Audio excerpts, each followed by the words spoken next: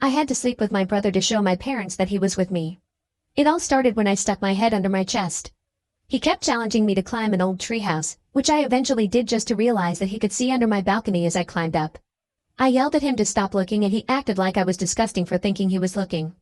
The whole situation was super weird, so I just let it go and never mentioned anything about it again. A few months later, I caught him looking at my photos on my cell phone. Of course, there was a big fight and my parents got involved.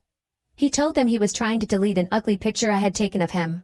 Somehow, my parents saw the situation as we were both wrong. I had nothing outrageous there, but it just seemed so bad that he was looking at my pictures. 2 years later, when we were moving into a new house, my brother and I discovered that we would share the same bathroom. My brother acted upset, but I could see the smile on his face.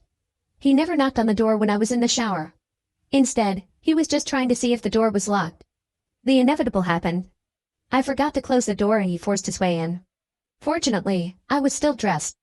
I told my parents about this, and instead of the solution being that he should knock on the door, the solution was that I should use the guest bathroom downstairs.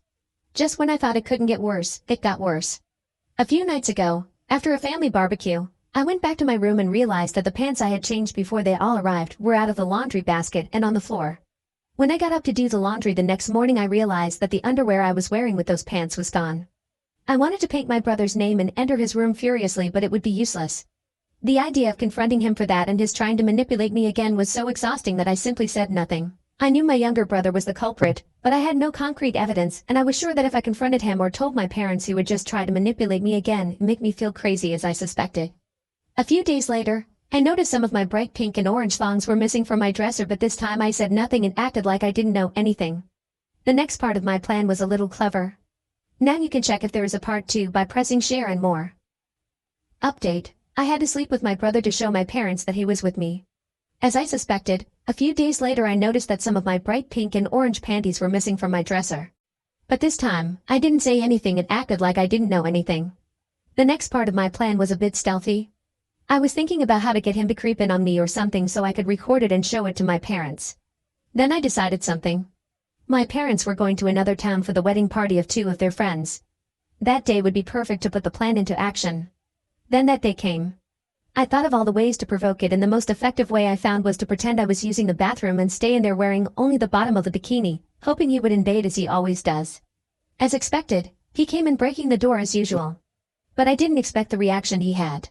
He stood by looking at me as if he wanted to pounce on me, just as the wolf looks at his prey in defense, but at the same time with a frightened expression.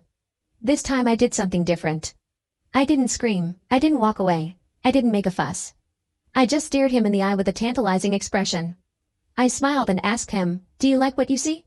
He was again frightened and said clearly, "I always waited for this vision."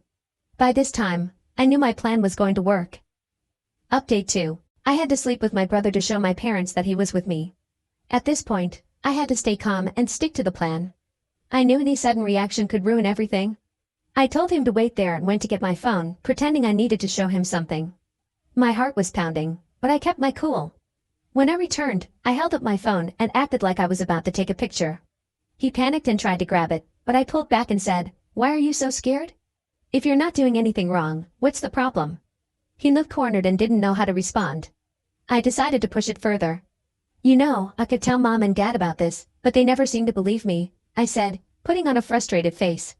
"How about we make a deal? You stay out of my room and my things, and I won't tell anyone about today. And stop acting so creepy. Got it?" He nodded, clearly shaken. I left the bathroom and locked myself in my room, still feeling a mix of fear and triumph. I knew I had to get real evidence if I wanted my parents to take me seriously. So I set up a small camera in my room, hidden behind some books on my shelf. If he tried anything again, I have proofs. Over the next few days, I noticed a change in his behavior. He seemed more cautious, and I felt a bit safer. One night, I checked the camera footage and saw him sneaking into my room, rummaging through my things. I had the evidence I needed. The next morning, I calmly showed the footage to my parents. They were shocked and finally realized I wasn't making things up. My brother got grounded and had to go to therapy, and I finally felt like my voice was being heard.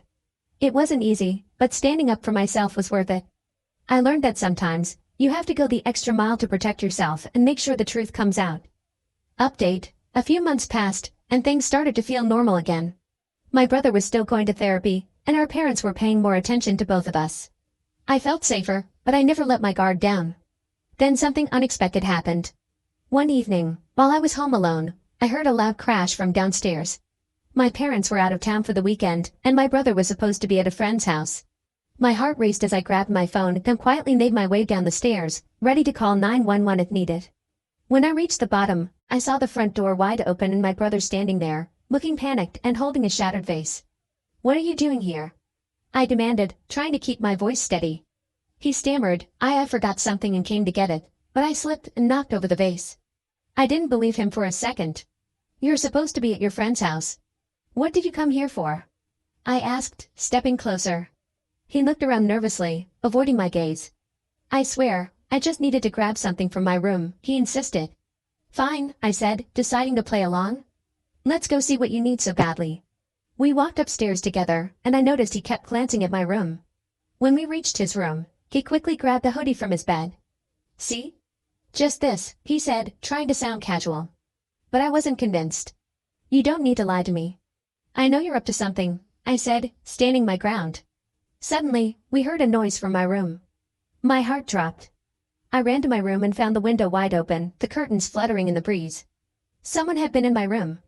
I turned to my brother, anger boiling inside me. "Who was here? What did you do?" He looked genuinely terrified. "I don't know. I swear I don't know," he pleaded. Realizing I needed more help, I called my parents and told them everything. They rushed home immediately, and we called the police to report the break-in. The police found footprints leading away from the house but couldn't identify who they belonged to. That night, I couldn't sleep. I kept thinking about who could have been in my room and why. The next morning, my parents installed new locks and a security system. They also hired a private investigator to look into the break-in and my brother's strange behavior. Weeks later, the investigator came back with shocking news. The person who had broken in was an old friend of my brother's who had been trying to get back at him for something that happened years ago. My brother had no idea this person was targeting him, but it explained his weird behavior and paranoia. With this new information, my brother and I started to rebuild our relationship. He apologized for everything he had put me through, and I could see he was genuinely trying to change. It took time, but we eventually got to a place where we could trust each other again. My parents were more attentive, and our family felt stronger than ever. In the end, I learned that standing up for yourself and seeking the truth is always worth it, even when it's hard.